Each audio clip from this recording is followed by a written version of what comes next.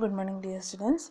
Today we are going to see the topic orthogonal frequency division multiplexing, that is OFDM. Okay, orthogonal frequency division multiplexing, OFDM. Just it is a this nothing but it is a frequency division multiplexing technique. That is, it is one of the multiple access technique. The multiple access technique, we already studied about three types of multiple access: frequency division multiple access, time division multiple access, code division multiple access. So similar to that, this OFDM is a frequency division multiple access scheme. So here it used multiplexing scheme used as a digital multi-carrier modulation method. Here we are using the multi-carrier modulation method. Okay.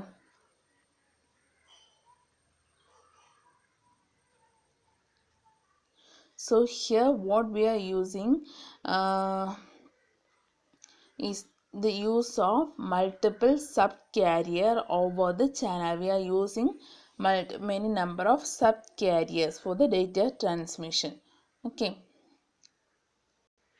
So here in this, the OFDM uses a large number of closely spaced orthogonal subcarrier that are transmitted in parallel. So it uses the closely spaced orthogonal subcarriers that are transmitted in parallel. The data is divided into, here the input data is divided into several parallel data streams or channel. Okay, one for each subcarrier. Okay, we know there are many number of subcarriers, so the input serial data is converted into parallel data, one for each subcarrier.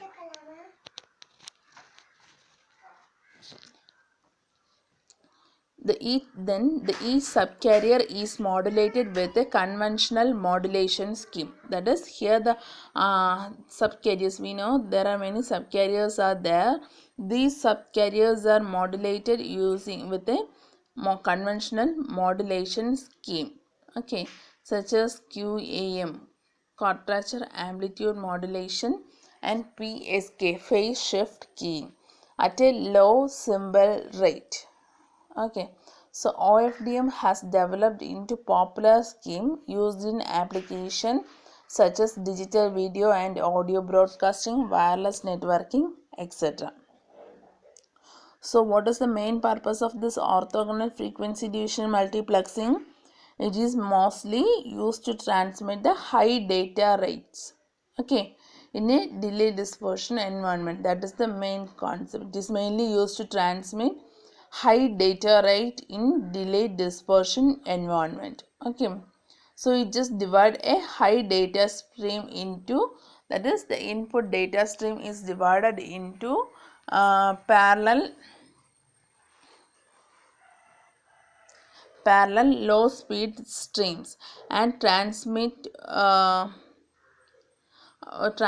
using the carrier. Okay, these carrier have different modulation. This carrier will modulate and then transmit this data. Okay, so at the receiver side, the signal carried by various subcarriers, we know from the transmitter the input serial data is converted into various parallel data, and this is mixed with the carrier signal, and at the receiver side the signal carried by various subcarriers can recovered independently. Okay, recovered independently if they are orthogonal. So the figure just shows the difference between FDM, frequency division multiplexing, and orthogonal frequency division multiplexing. The first top figure shows the FDM. Okay, in the FDM, in between each of the transmitting information,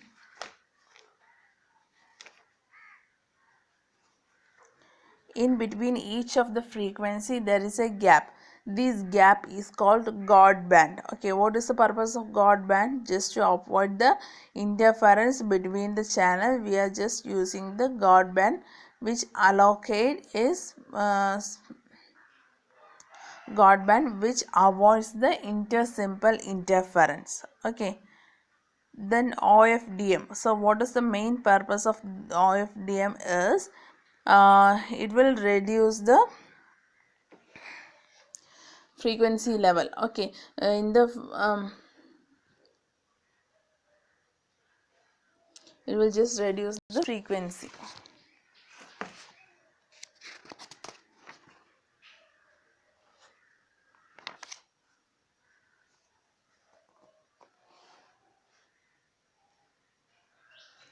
So here this OFDM, it just provides the more bandwidth efficiency compared with multi-carrier modulation techniques. Okay. So here the frequency bands are closely spaced and there is no guard bands are present in between two frequency component. Okay, so the in OFDM these bands are closely spaced. Okay, so what about the main advantage of this OFDM? We can able to save the bandwidth. Okay, just compare the FDM and OFDM. Okay, you will understand. Okay, what about the saving of the bandwidth?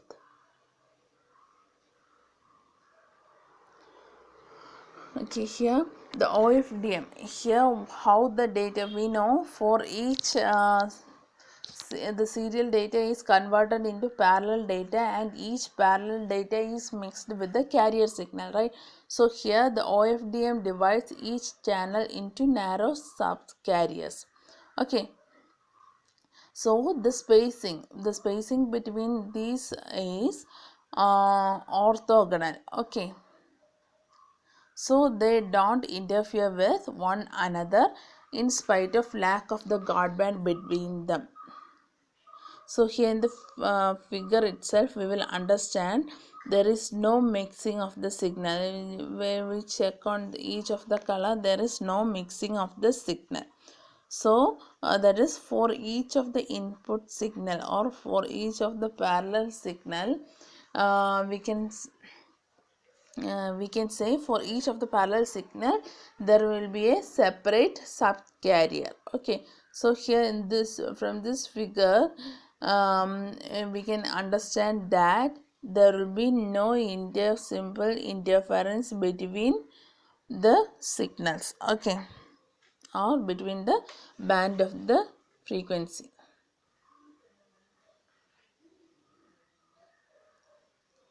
So why we are using this OFDM? What is the main purpose of this? That is we can easily adapt to serve channel condition without complex time domain equation. The why we are using this OFDM is it is easily adaptable and which is robust against narrowband co-channel interference. So if there is a narrowband co-channel interference, this OFDM is more robust than robust to this. Okay, also it is very robust against intersymbol interference and fading caused by multipath propagation. Then the OFD, the main advantage of this is high spectral efficiency compared to the conventional modulation scheme, spectrum, etc. Efficient implementation using, so this can be implemented efficiently using the fast Fourier transform. Okay, by using the fast Fourier transform we can able to implement this efficiently. Then low sensitivity to time synchronization error. So this OFDM have low sensitivity to time synchronization error. Then principle of OFDM principle of OFDM. Okay, here the main principle is, here in this OFDM, the data to be transmitted is spread over a large number of carrier. We know this, if there is only one carrier and if there is no division of serial to parallel, means it's okay. So here in this OFDM, we know the data is transmitted, the data to be transmitted is spread over a large number of carriers. We are using a number of carriers, so each carrier modulated at a low rate. Here the carriers are orthogonal to each other. So here in this, in the OFDM, it divides the total available bandwidth into spectrum into subbands for multiple carrier to transmit in parallel. Okay. So here in this OFDM, the principle of the next principle of OFDM is, it combines a large number of low data rate carrier to construct a composite high data rate communication system. So this is the basic OFDM system. So the input data from the modulator is given to the serial to parallel converter. That is, the serial data is converted to parallel using the serial to parallel converter. Then this output of the serial to parallel converter is passed on the IFFT. Then to parallel to serial converter, then add cyclic prefix, then DAC. What is DAC? Digital to analog converter. Okay. Again, in the receiver side, there will be a low pass filter is there, then ADC is there, analog to digital conversion, then the removing of the cyclic prefix taken place, then the output is Y of N. Again, this output is passed on to serial to parallel converter. Then in the transmission side, we are using IFFT. So in the receiver side, we are using FFT. Then we are passing this to parallel to serial converter, then to demodulation. Okay, this is the basic OFDM system. So the main features of this OFDM are, symbols are modulated onto orthogonal subcarrier. The modulation of the subcarriers is done using the IFFT. Orthogonality is maintained during the channel of transmission. Okay, orthogonality is maintained during the channel transmission. Okay, so here in this, the main condition is we have to maintain the orthogonality level. Okay, so for that we have to add a cyclic prefix to the OFDM frame. Okay, synchronization, the cyclic prefix can be used to detect the start of each frame. Then demodulation of the receiver side by using IFFT, using FFT. Okay, then channel equalization. But so here we are using a training sequence or sending pilot symbols at the predefined subcarrier just to identify the channel channel. We are using this training sequence, or we have to send the pilot symbols at predefined subcarriers. Then decoding and interleaving. So the issues with OFDM. So the main issues with OFDM is inter-carrier interference between the subcarriers, then high peak to average power. Okay. So here the peak to mean average power ratio is due to that there is a distortion problem due to this large peak to mean power ratio. Okay, So here this, it is very sensitive to frequency errors and sensitivity to carrier frequency offset. Next, inter-carrier interference.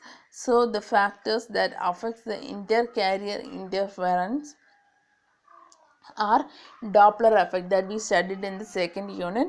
Then if there is any errors in the synchronization, that goes on to synchronization error. Then due to multipath fading, there are various reasons for fading that already studied in the second unit. So the next solutions for ICI, okay, that is CFO estimation, windowing, intercarrier self intercarrier interference, set cancellation. These are the solution methods. So here the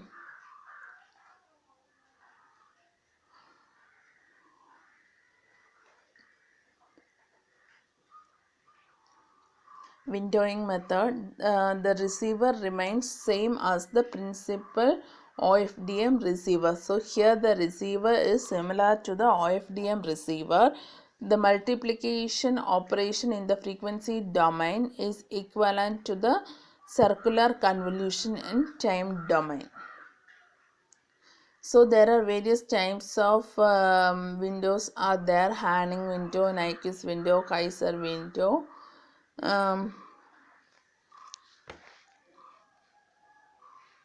MMSE, minimum mean square error. Nyquist window is used to mitigate the noise, indicate the white noise. Okay.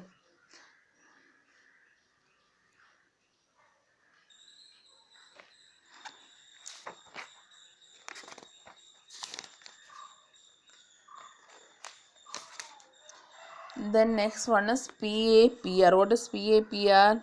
That is peak to average power ratio. Okay. The input symbol stream of IFFT should possess a uniform power spectrum. Okay. So that is the input symbol rate of the IFFT should possess a uniform power spectrum. The output of this may result in the, so what we want is this IFFT should possess a uniform power, okay, but the output of IFFT may result in a non-uniform or spiky power spectrum. So the transmission energy would be allocated for a new instead of the transmission energy would be allocated for a few instead of the majority subcarriers. So this transmission energy can be allocated to the sum of the major subcarriers. Okay, so this PAPR, peak to average power ratio, is given by maximum of xi the whole square divided by expectation of xi the whole square. So what are the techniques we can use to reduce the PAPR techniques? That is clipping and filtering, selected mapping, partial transmit sequence, tone reservation, active set extension, tone injection, and coding and combating approaches. These are the various techniques just to reduce the peak to average power ratio. Selective mapping approach, just go through it. The transmitted symbol is multiplied by the predetermined sequence. There will be some predetermined sequences there, so the transmitted symbol is multiplied with that. Then the obtained signal is converted into OFDM signals by inverse FFT. Okay, then the obtained signal is converted into OFDM signal by inverse FFT. Then signal with minimum PAPR is transmitted. Predetermined sequence are known to transmit are known to the transmitter and the receiver. Okay.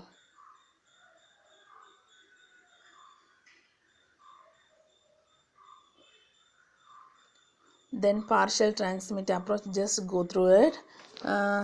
Software less importance.